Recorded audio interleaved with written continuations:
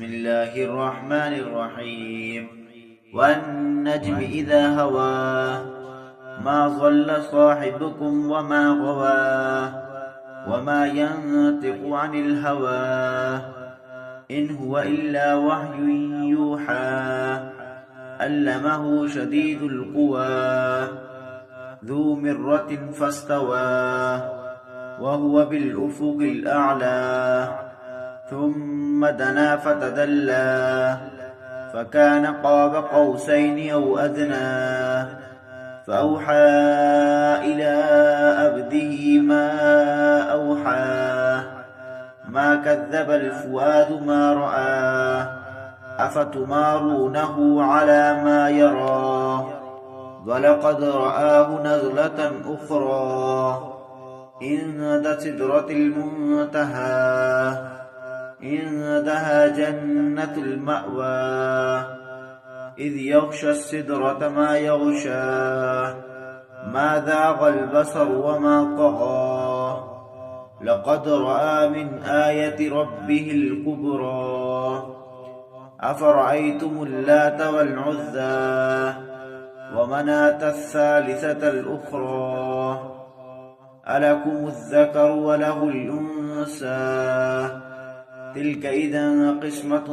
ضيزى إن هي إلا أسماء سميتموها أنتم وآباؤكم ما أنزل الله بها من سلطان إن يتبعون إلا الظن وما تهوى الأنفس ولقد جاءهم من ربهم الهدى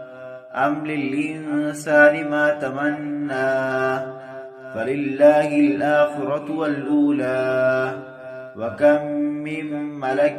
في السماوات لا تغني شفاعتهم شيئا إلا من بعد أن يأذن الله لمن يشاء ويرضى إن الذين لا يؤمنون بالآخرة لا يسمون الملائكة تسمية الأنثى وما لهم به من علم إن يتبعون إلا الظن وإن الظن لا يغني من الحق شيئا فأعرض عمن تولى عن ذكرنا ولم يرد إلا الحياة الدنيا ذلك مبلغ من العلم إن ربك هو أعلم بمن ضل عن سبيله وهو أعلم بمن اهتدى ولله ملك السماوات وما في الأرض ليجزي الذين أساءوا بما عملوا ويجزي الذين أحسنوا بالحسنى الذين يجتنبون كبائر الإثم والفواحش إلا اللمم إن ربك واسع المغفرة هو أعلم بكم إذ أنشأكم من الأرض وإذ أنتم أجنة في بطون أمهاتكم فلا تزكوا أنفسكم هو أعلم بمن اتقى أفرأيت الذي تولى وأعطى قليلا وأكدى أعنده علم الغيب فهو يرى أم لم ينبأ بما في صحف موسى وإبراهيم الذي وفى ألا تذر وازرة وزر أخرى وأن ليس للإنسان إلا ما سعى وأن سعيه سوف يرى ثم يجزاه الجزاء الأوفى